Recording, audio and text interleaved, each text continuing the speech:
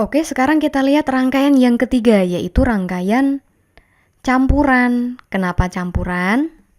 Karena kita lihat di sini ada paralelnya. Tetapi paralel ini diseri dengan R2. Jadi kalau kita gambar rangkaian penggantinya nih, kita sederhanakan. Bentuknya sebenarnya gini nih. Nah gini, ini sebagai R2 dan ini sebagai R paralel yang kita gabungkan. Artinya R2 dengan R paralel kita rangkai seri. Jadinya campuran kan? Nah, maka hati-hati untuk menerapkan aturan seri paralel yang tadi. Kita coba lihat apa saja yang ditanyakan. Ini yang jelas arusnya ngalir ke sana ini ya. Ini sebagai I total. Kemudian nanti di sini ini ada I yang mengalir di hambatan 2. Kemudian sampai sini I-nya pecah nih.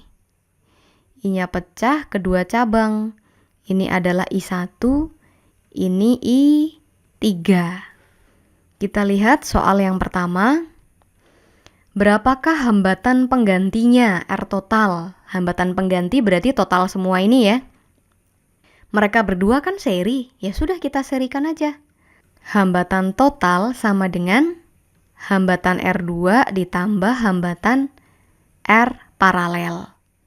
Nah, R2 kita sudah tahu angkanya. R paralelnya kita belum tahu, jadi kita cari dulu. Kita gunakan rumus paralel ya. 1/RP sama dengan 1/R. R berapa ini? R1 sama R3. R1 ditambah 1/R3. Sama dengan 1/R. R1-nya 20, R3-nya 20. Sama ya. Sama penyebutnya, berarti sudah nggak usah diubah. 1/20 tambah 1/20. Tentu saja 2/20. Jangan lupa ini masih 1/RP. Maka RP sama dengan dibalik 20/2 sama dengan 10 ohm.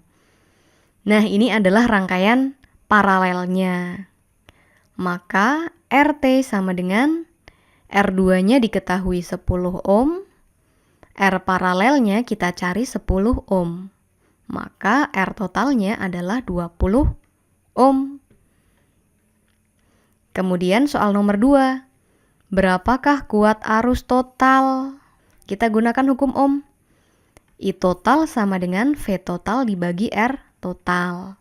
Sama dengan V totalnya diketahui tegangan baterai 6 volt.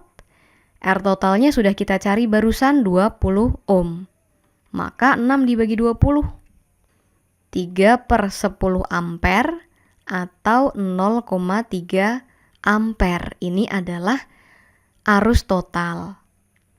Kemudian soal yang ketiga, berapakah kuat arus yang mengalir pada hambatan R2?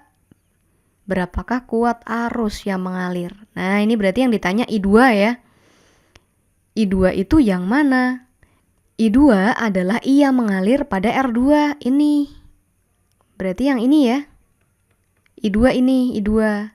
Nah, kita lihat di sini rangkaian utamanya kan rangkaian seri tuh.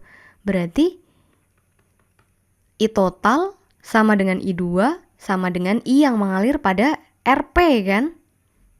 Sehingga kita bisa simpulkan I2 karena I2 itu seri dengan tegangan ya sama dengan I total. I totalnya tadi sudah kita cari 0,3 ampere. Begitu. Beda ceritanya nanti kalau yang ditanya adalah I1 dan I3. I1 dan I3 ini kan paralel nih. Kita bisa ini aja di logika saja. Di sini tadi I total sama dengan I2 ya, besarnya 0,3. Tentu saja di rangkaian paralel besarnya juga 0,3 kan, karena dia seri kan. Nah, tapi bedanya adalah ketika ini 0,3, 0,3-nya ini kepecah jadi 2. Kepecah berarti kan terbagi. Nah, kita lihat apakah beda. Ternyata di sini hambatannya sama-sama 20. Karena sama kuat, tentu saja 0,3-nya kita langsung bisa bagi 2. Artinya di sini I1 sama dengan 0,3 dibagi 2 ya, 0,15. Di sini juga I3 juga 0,15. Yang kalau dijumlahkan paralelnya sama dengan 0,3. Gitu ya. Jadi yang penting logikanya. Yang penting kamu memahami prinsip seri dan paralel. Kemudian pertanyaan yang terakhir, berapakah tegangan pada hambatan R2? V pada hambatan R2. Nah, kembali di seri. Kalau ini V, ini V2, ini V paralel. Nah, ini beda-beda ya. Karena dia terbagi. Maka kita gunakan hukum Ohm. V2 adalah I2 kali R2. Maka I2-nya tadi 0,3, R2-nya adalah 10. Maka tegangannya adalah 3 volt. Nah, ini adalah hasil untuk soal yang campuran. Lalu, misal ada pertanyaan, gimana kalau kita punya lampu nih, dengan hambatan masing-masing begitu, kita rangkai secara seri, paralel, sama campuran. Pertanyaannya, mana yang nyalanya bakal paling terang? Tebakanmu yang mana? Ya, kita coba bandingkan ya. Ini adalah hasil perhitungan kita tadi nih. Sudah saya rangkum dalam sebuah tabel, rangkaian seri, paralel, dan campuran. Seri hambatan totalnya yang paling besar, sedangkan hambatan total yang paling kecil adalah kalau dirangkai secara paralel.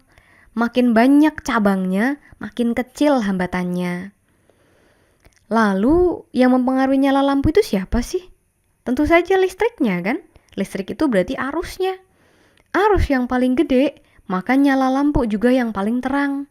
Karena dia mendapatkan pasokan energi yang besar. Kalau seri 0,12, paralel 1,2 untuk total ya.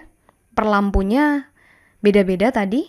Dan yang campuran adalah 0,3. Jadi mana yang paling besar? Iya, ini. Pada rangkaian paralel, nyala lampu akan lebih terang. Untuk kasus nilai-nilai ini ya, kalau nilainya beda lagi, hambatannya nilainya beda-beda, ya bisa jadi beda, tergantung kamu hitung aja I totalnya atau I tiap cabangnya berapa. Nah, sekedar gambaran, agar tidak hanya membayangkan nih, saya juga sudah buatkan dalam FET. Ini dia, ini rangkaian paralelnya tadi, ini rangkaian serinya, dan ini rangkaian campurannya. Kamu bisa melihat nyala lampunya ini. Nyala lampu seri redup sekali ya. 0,12 tadi untuk I2-nya, ini redup sekali. Kemudian rangkaian paralel, nah ini lampunya nyalanya terang. Nyala lampunya terang sekali, di mana yang paling terang ini ada di yang tengah tadi, yang hambatannya paling kecil. Karena hambatan paling kecil, ini kalau perlu saya tunjukkan, ini 10 ohm, yang ini 20 ohm, yang ini 20 ohm. Makin kecil hambatan, makin besar arusnya. Hukum Ohm ya, I banding terbalik dengan R. Ini yang paling terang. Sedangkan yang campuran lumayan, tapi tidak seterang paralel. Yang paling redup ini ya, yang arusnya paling kecil, rangkaian seri.